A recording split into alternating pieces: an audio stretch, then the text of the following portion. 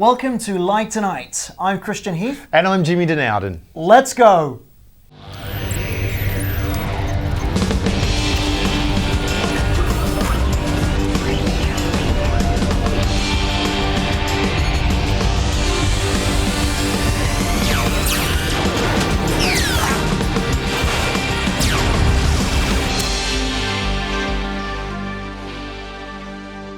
After years of development, deadmau5 unveiled the brand new stage design that sees lighting designer Leroy Bennett venturing into the world of EDM. Along with plenty of lights, strobes and video, there is the Thunderdome, aka the Mousetrap. It starts as a singular geodesic dome lit up with LED, and then it breaks into 4 pieces, revealing the Mini-Dome. The Mini-Dome moves straight up and tilts back to reveal deadmau5 at his custom DJ table, sporting his signature Mousehead.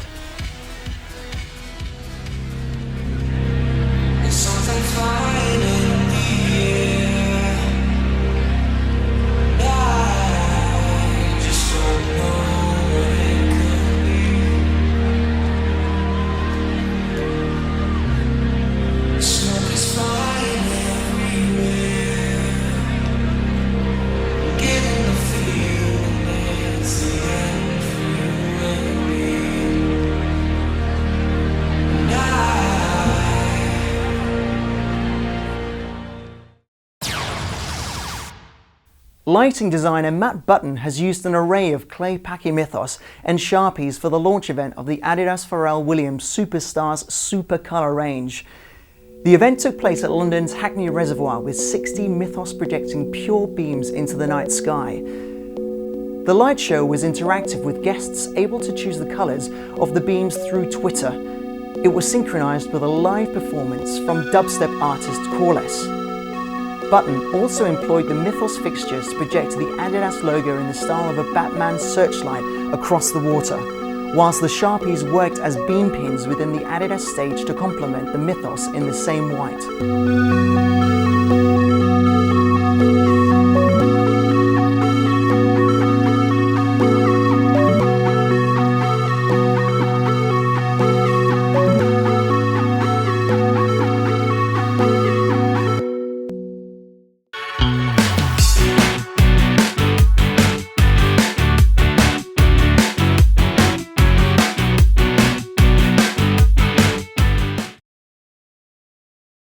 Super Sharpie, the light that strikes for its amazing power.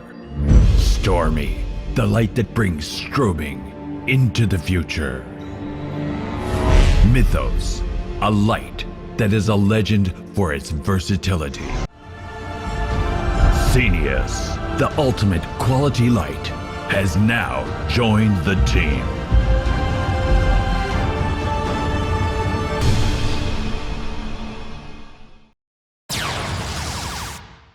We've had the Martin Mac Quantum Profile in the workshop. Jimmy and Jason report. On Gearbox today, we are lucky enough to be playing with the Martin Mac Quantum Profile. Yeah. Now, they're touting this as being the first real alternative LED replacement for a discharge lamp around the 700, 800 watt mark. What are you thinking of the output? The optics on this are amazing. Yeah. Like we've got this, as you can see, projecting around our camera, in fact. So you can probably see just a little bit of what's going on. But what we can see is this beautiful, crisp gobo projection on the wall behind the camera there. Crisp actually almost doesn't quite get there. That's actually the term they've used in their marketing, but I would actually go with like laser precise. It's very clean. Very impressive. Clean. Look, I think they've done really well with the optics in this fixture. It's got, all the sort of normal kind of stuff you'd expect. It's got a couple of gobo wheels and indexable, rotatable gobos. Yep. At least on one of those. It's got CMY colour mixing. You can see we've actually got just the fixed colour wheel rolling at the moment. It's got an iris, it's got zoom, and it's got focus tracking with a zoom, which is pretty cool too. It's lightweight. Look, it sounds dumb, but in my head, I keep comparing this to a Mac 2000. Yeah, sure. And the Mac 2000 is 10, if not 15 years earlier. But I think that the point I'm trying to make is they were both kind of flagship products when they came out. And I think you know, what you get out of this, it's not, you know, going to do the same output as the Mac 2000, but I think you get a much nicer level of precision. You do get pretty much the same as you'd get out of a 700. So yeah, I think it's certainly a viable replacement. It's a 475 watt LED source, so it's, you know, it's not an insignificant source. You know, like, and we can feel there is actually heat coming out the back of the fixture, and that's fine. That means that there's not much in the way of actual heat in the beam, so you don't get beam heat. You get a bit of heat out the back, but that's standard with LED. Look, I think this is a bloody good light. Yeah, I love the mid-air beam effects. Just really, really fantastic. I just love what happens when you point it at stuff. You know, it's precise, it's clean, and it's so elegantly well done. Yeah, great. Nearly 500 Robi BMFL moving lights were right at the core of an amazing lighting scheme designed by LD Mac Chan for the vibrant opening ceremony of the 2015 Southeast Asia Games in Singapore. The glittering spectacle, staged in the new 55,000 capacity National Stadium, was broadcast live on national TV across Southeast Asia, reaching an estimated audience of 600 million plus.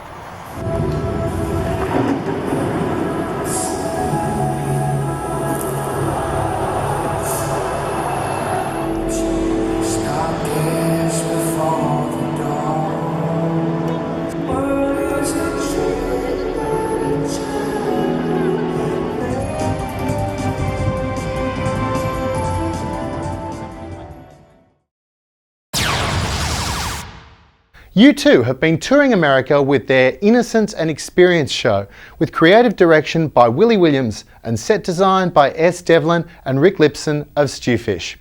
A standout feature is the PRG Nocturne V-through video screen that hangs above the runway, sometimes dropping down to envelop the band behind visuals. Also of note is the large single light bulb at the start of the concert and the cage fluorescent tubes, which are actually LED.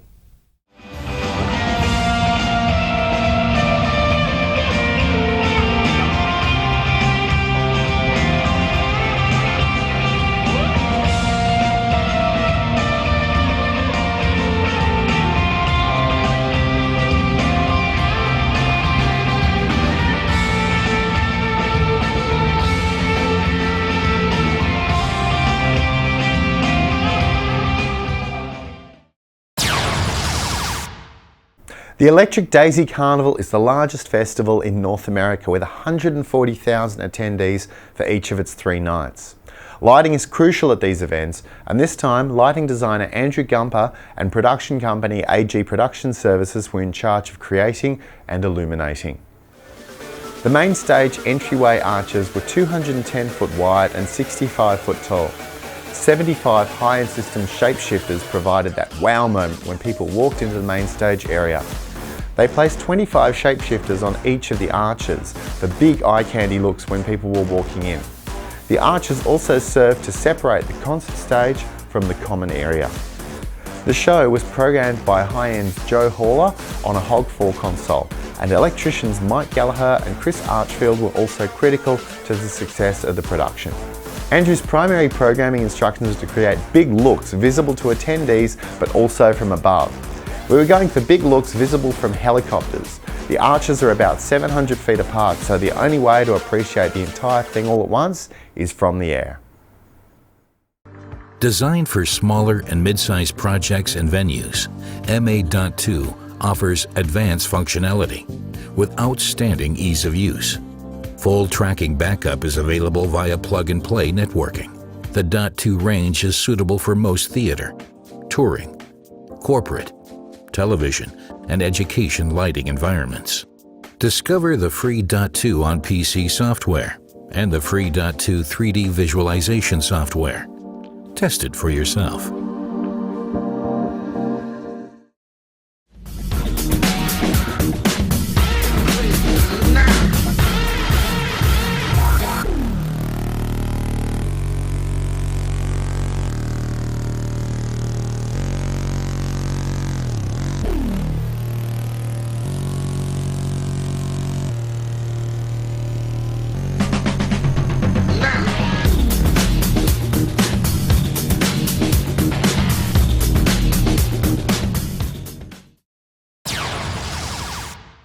Jimmy has had a look at the Robi Robin 1000 LED beam.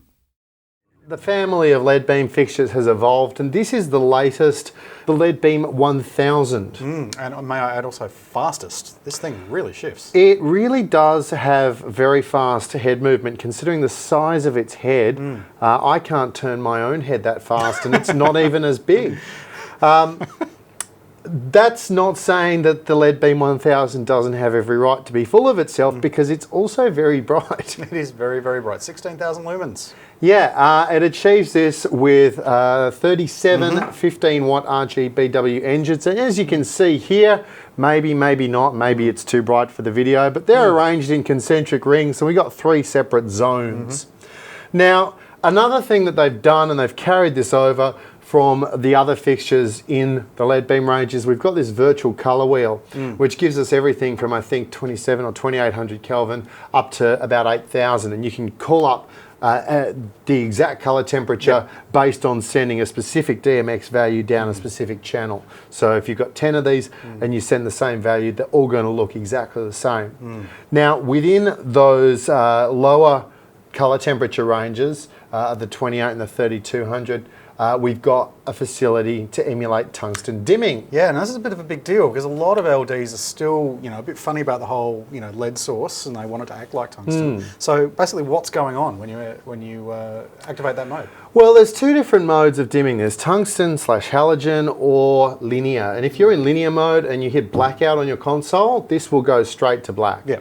If you are in the tungsten dimming mode, what will happen is it will sort of do that tapered fade out, so it really does look very much more like a tungsten fixture in the way it dims when it's in that mode. But if you shift it to a cold colour temperature and put it in linear dim mode, then you can strobe. You've obviously got colour mixing.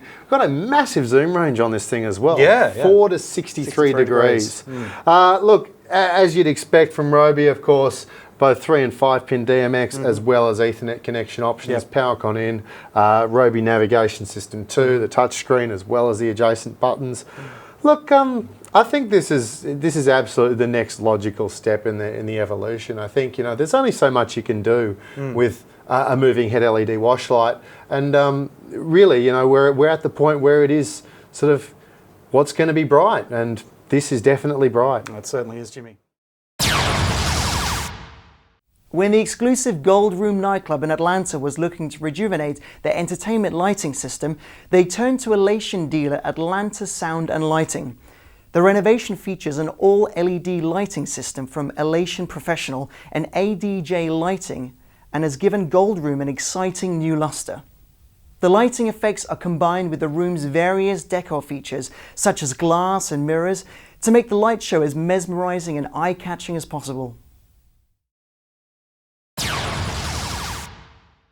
Fresh from winning a Tony Award for the curious incident of the dog in the nighttime, Paula Constable has stunned with her lighting and production design for Wonder Dot Land.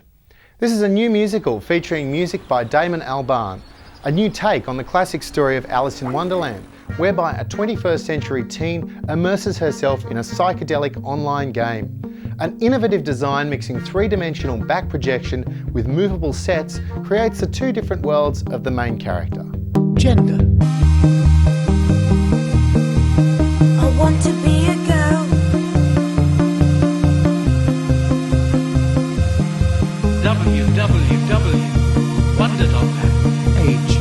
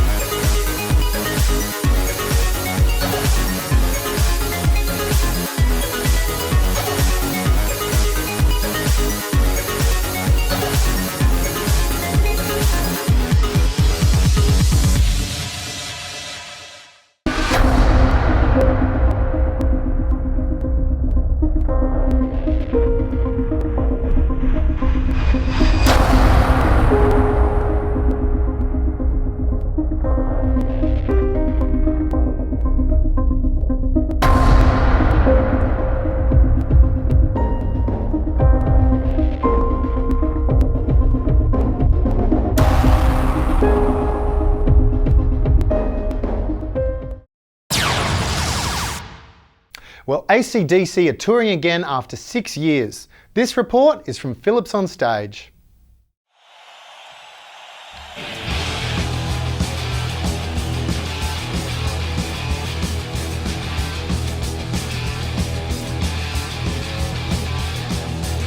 I made rock concerts for many years.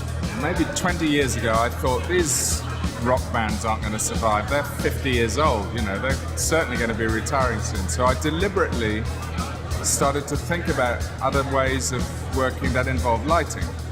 So I started to make the lighting for operas and film and theatre shows and architecture. But of course the rock bands kept going. So I'm a victim of their success in many ways.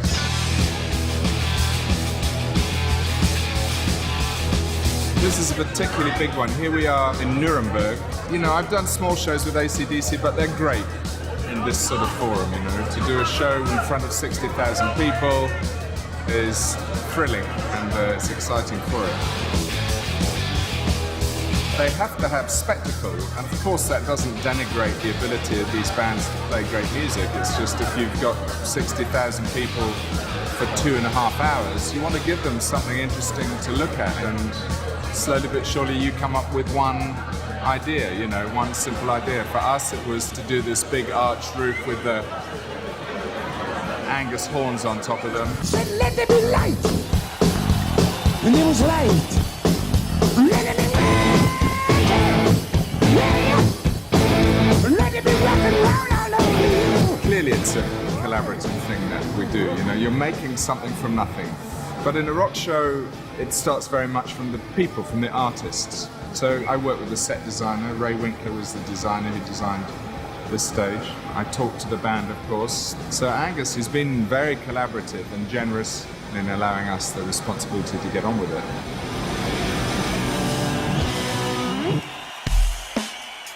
I worked with some artists, you know, Genesis, good friends of ours and decent people, but absolutely clear to the note how they want the lighting to be and where the emphasis should be and why it's important to come in on that lyric and not that lyric, you know, and how should things look. It's at one end of the scale, and at the other end is Elton John. We went to see him, and I said, well, this is the sort of show we think you should have. We think it should look like this and like this. No, he said, I've hired you guys to do it. You can do whatever you want.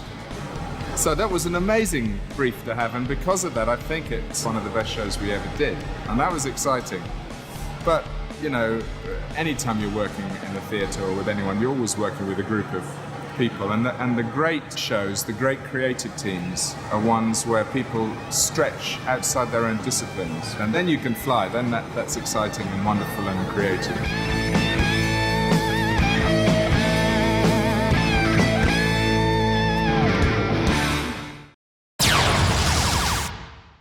Lighting designer Dave Hill is on tour with History of the Eagles. We caught up with him. It was a most enjoyable era of life, but there's many things I don't remember from that period of time. And I think, like Keith Richards, if I wrote a book, I'd probably have to have a lot of people reminding me of those stories from the time as well. Probably 10 or 15 years ago, I would say now. We all grow up eventually. It's probably the best way of putting that. And children, family, other more important things in life, apart from partying every single night of the week, which it used to seem like that in the late 80s, early 90s. And it's a much different business that we're all in now as well. When I first started, you kind of needed to know how to wire in 2 wires into the wall for your electricity. Now, you need a university degree to be out here for some of the equipment, the videos, the lights. It's all so complicated. It's a much different world, and therefore a much more professional world. My crew now walk around with flasks of tea, of jasmine and lemon, and you know, 30 years ago they had a bottle of beer in their hands, so very different. Yeah, very light. Very light. Got a phone call one day to say that David Bowie was in town and they had this new light that I should go and see, and it's very different. And I still, to this day, I can picture it. I walked into the Hordern Pavilion. It was midnight. They were doing some programming of the show, and I walked onto the stage, and all you could hear was this noise of because the lights were moving, and they used to make a hell of a noise, very like ones, but the irises weren't open. And then he opened the irises. I can just say life-changing. It absolutely blew my mind. No one had ever seen anything like that before. And it changed the world that I now live in. And now I would think there's 10,000 moving lights in the world. But for a short period of time there was just one, probably about 5 years I think, until they built the Vari-Light 2. Yeah. And then the 3, and then from there on in the rest of the world caught on, and as you well know. Nowadays I go to do a job, and I particularly maybe another job that I might do for Patrick, he'll send me the plot, and I look at the list of fixtures, and there's maybe 1 or 2 out of 20 fixtures on there that I've used. So, you know, monthly it changes now. So 6 months down the line, a designer will go along and he'll pick a completely different set of lights to what someone did 6 months before.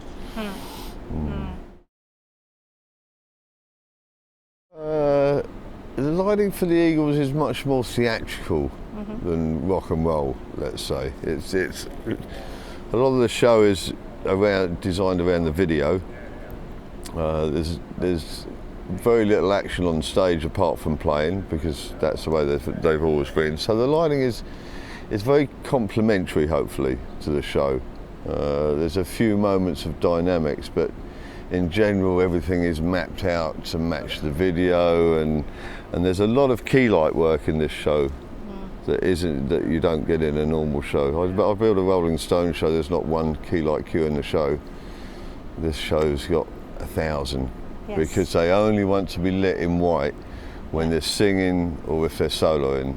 And it also helps the audience pick out who's singing at what time, because there's so many singers in the band. So I have a few numbers where I bash and crash, but in general it's much more theatrical, this.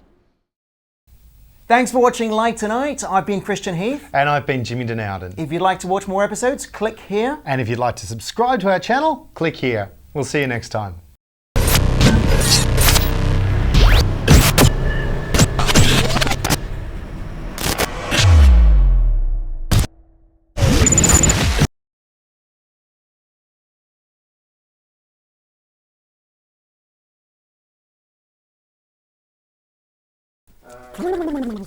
Okay.